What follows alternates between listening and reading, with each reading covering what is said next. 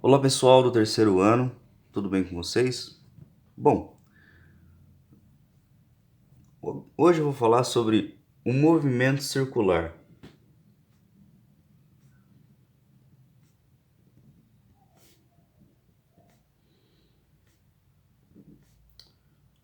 Para isso, eu preciso explicar para vocês como funcionam as medidas num círculo, ok? O movimento circular é aquele que é percorrido e a trajetória é uma trajetória circular, se vocês forem ver aí, ok? Bom, a maior distância dentro de um círculo é o diâmetro de uma ponta à outra, certo? A metade do diâmetro, ou seja, se eu disser que eu estou indo do centro do círculo até um dos lados do círculo, ou seja, eu estou fazendo a metade do caminho do diâmetro, eu tenho o raio, ok? O raio nada mais é do que a metade do diâmetro, tá? Tem até uma piadinha que fala o que é pior que um raio na cabeça é um diâmetro, ou seja, dois raios. Partindo desse princípio, olha só, eu tenho que o diâmetro é igual a 2 vezes o raio. Ok? Bom, existem outros valores que também são importantes para a nossa medida. Vocês já devem ter ouvido falar dessa matéria e vocês devem se lembrar de uma coisa chamada comprimento circular, tá? Que eu vou chamar de L. O comprimento circular de uma trajetória circular é dada pela expressão 2 vezes π vezes r, ok? O π é um número irracional, ou seja, nós não podemos escrevê-lo através de uma fração, tá? Se vocês forem procurar o valor de π, vocês vão encontrar um valor infinito, 3,14159, e tem um monte de números. Não é uma dízima, não se repete, ok? Às vezes, alguns vestibulares adotam π com valor aproximado, igual a 3, para facilitar as nossas contas, ok? Às vezes 3, 3,1, e é com esse valor que eu queria trabalhar com vocês, certo? Bom, eu falei do comprimento circular, eu vou anotar aqui na fórmula, sempre tenho essa mania, tá, gente? Esse é o comprimento circular. É o perímetro, ok? 2πr é o perímetro que eu percorro se eu fizer esse caminho aqui, tá? 2 vezes π vezes o raio. Então, quanto maior o raio, maior é o caminho circular. Comprimento sempre é dado em metros, ok? E a mesma coisa com o raio. O raio também é medido em metros, ok? Bom, vamos para mais algumas grandezas então. Algumas grandezas que são importantes para a medida do nosso movimento circular. Bom, a letra T, tá? Na física, T significa o quê? Período. O período é um intervalo de tempo para realizar o quê? Uma volta. Se, por exemplo, uma partícula partiu daqui, deu uma volta e completou essa volta em 2 segundos, significa que o período vale 2 segundos, ok? Então, ó, o período ele é medido em segundo.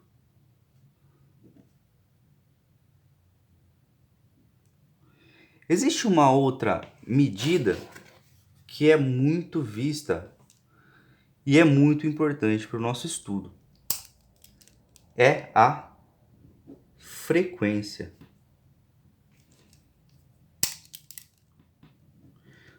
frequência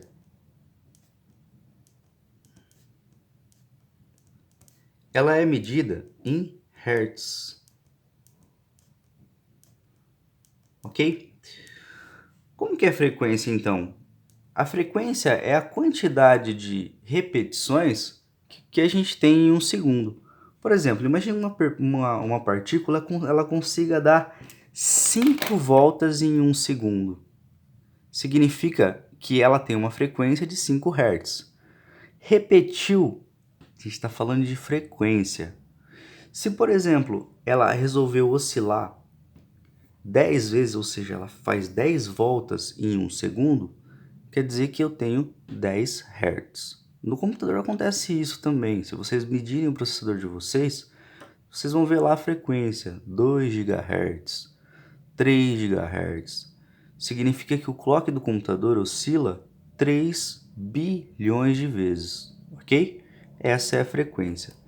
E existe, então, uma relação entre período e frequência, ok?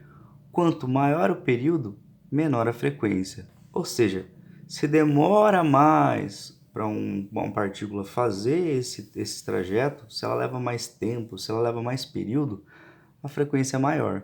Já se ela é muito rápida, ela faz muitas voltas em um período muito pequeno, a frequência é maior, certo? Como a gente já falou do computador, que faz 3 bilhões de voltas. Então, a relação direta é que período é o inverso da frequência, tá? Período é igual a 1 sobre f. Ok? Beleza. Então, ó, só para deixar anotado, para não ficar nenhuma dúvida, isso aqui é o período.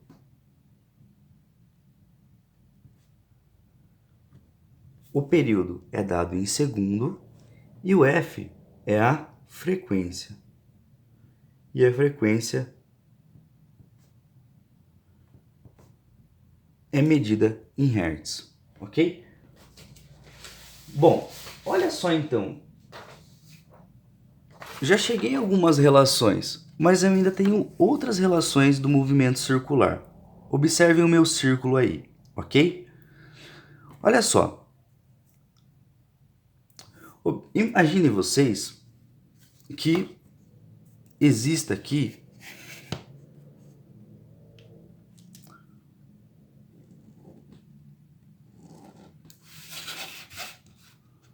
um ângulo, tá? Eu vou chamar esse ângulo aqui de θ. Certo? Bom, olha só. Imagine que eu tenho aqui um laser apontando para cá e um laser apontando para lá, certo? Bom, se esse laser ele for rotacionando, ou seja, se o ângulo for aumentando, eu tenho uma velocidade chamada velocidade angular. É uma coisa nova para a gente, certo? Então, ó, ela é expressa por essa letra aqui, ó. A letra parece um W, ok? E ela é chamada velocidade angular.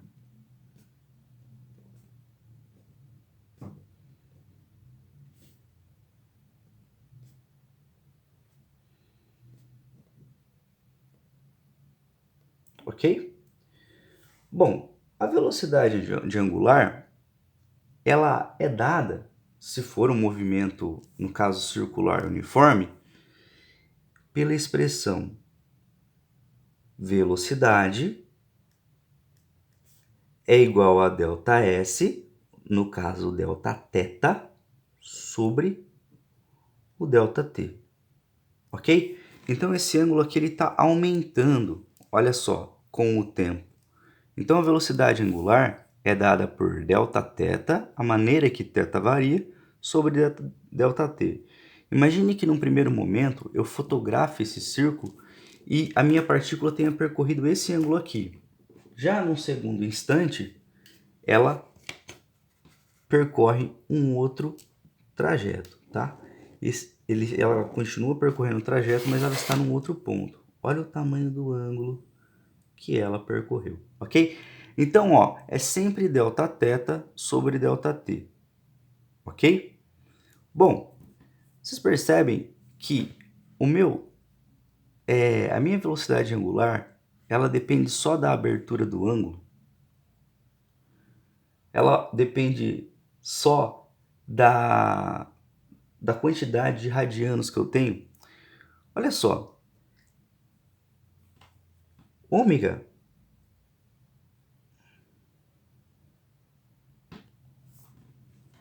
o máximo espaço que eu tenho nessa circunferência, o máximo raio que eu tenho nessa circunferência, é um ângulo de 360 graus, ou um ângulo de 2π. Se eu estou falando de 2π, é quanto que ele percorre? 2π sobre o tempo. Ok? Mas esse tempo aqui, ele é um tempo especial. É o tempo necessário para cumprir a trajetória circular. Estou falando de abertura angular. Então, ó, o ômega ele é igual a 2π dividido pelo período. Ok?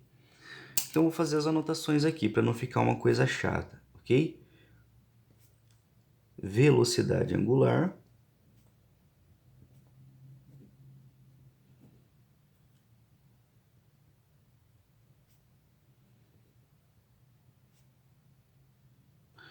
a velocidade angular é dada por radianos por segundo.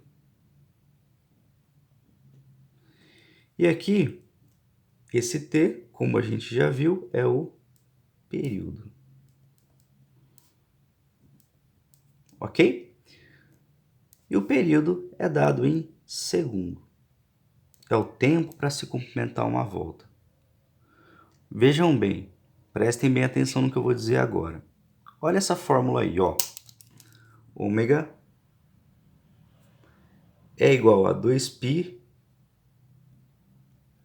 dividido por t, ok? Eu posso falar que é 2π vezes 1 sobre t. O que é isso aqui? 1 sobre t? É a frequência, certo? Então, a minha velocidade angular é nada mais do que 2π multiplicado pela frequência, 2πf. Então, eu tenho aqui uma outra relação, certo? Beleza. Olha só, agora eu quero mostrar para vocês um exemplo um pouquinho diferente do que a gente fez aí, tá? Aqui tá o meu CD, tá? Que eu vou fazer. E eu quero que vocês enxerguem dois círculos, tá?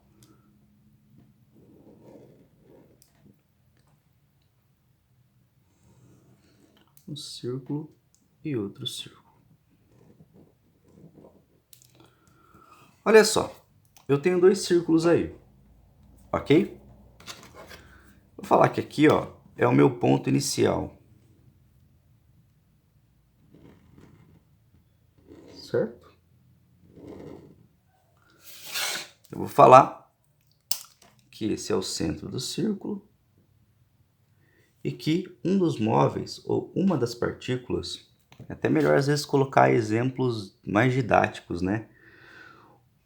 Uma pessoa, ela tá aqui nesse ponto aqui, ó, certo? E a outra pessoa, ela tá aqui nesse ponto. A gente tá olhando por cima, ok? Vocês já viram aquele brinquedo chamado carrossel, né? Que tem nos parques de diversões. Então, no carrossel, eu vou fazer de conta que um cavalinho está perto do centro, do círculo, e o outro cavalinho está aqui. Olha só, num segundo instante, esse movimento circular vai fazer com que os cavalinhos eles vão mudando de posição. Eu vou estudar ele aqui, ó, nessa segunda posição aqui, ó. Ok? Olha lá.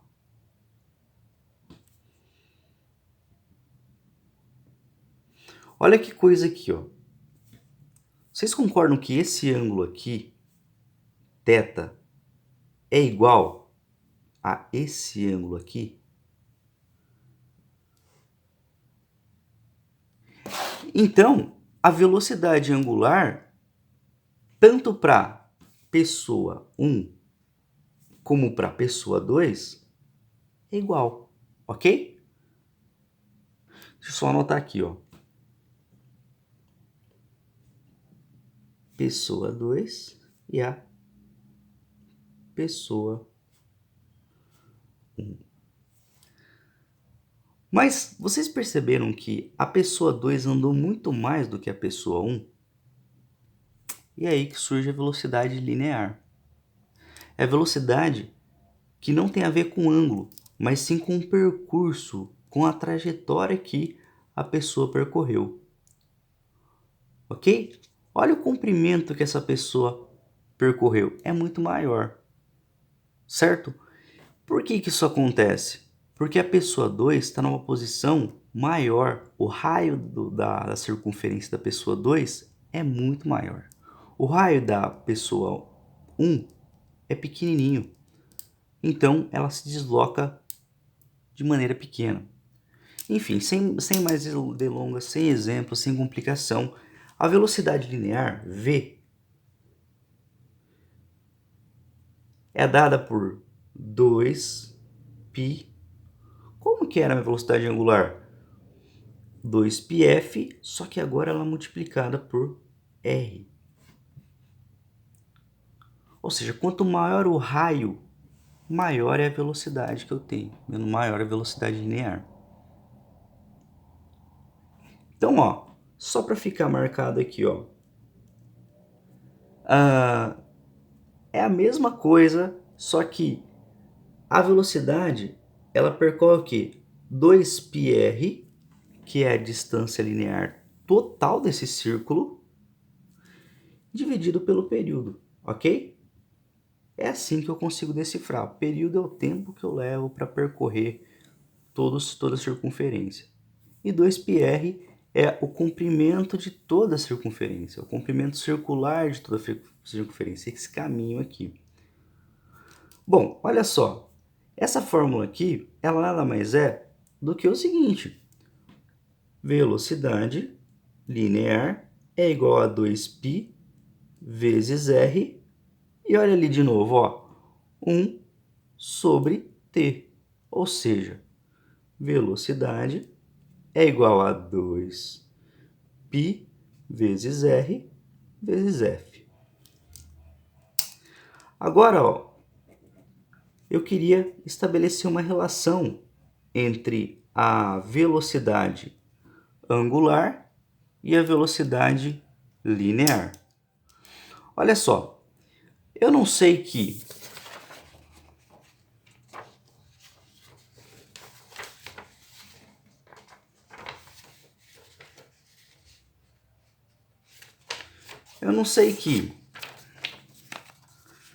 a minha velocidade angular, ou seja, o meu ômega,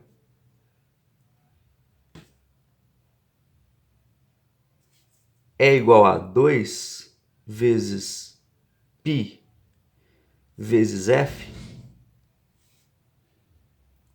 E eu não sei que a minha velocidade linear é igual a 2π f vezes r.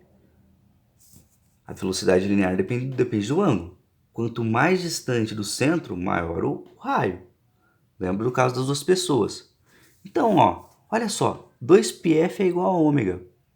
Então, eu posso substituir isso aqui na segunda equação, ó.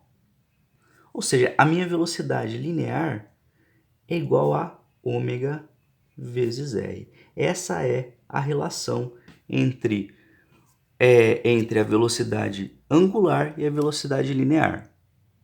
Tudo bem? a diferença entre ângulo e a diferença entre o espaço percorrido no movimento circular. Bom, vamos lá então. Eu tenho então essas duas relações. Ah, professor, e a aceleração angular e a aceleração linear? Pessoal, por hora, eu quero que vocês saibam só essa relação da velocidade, ok?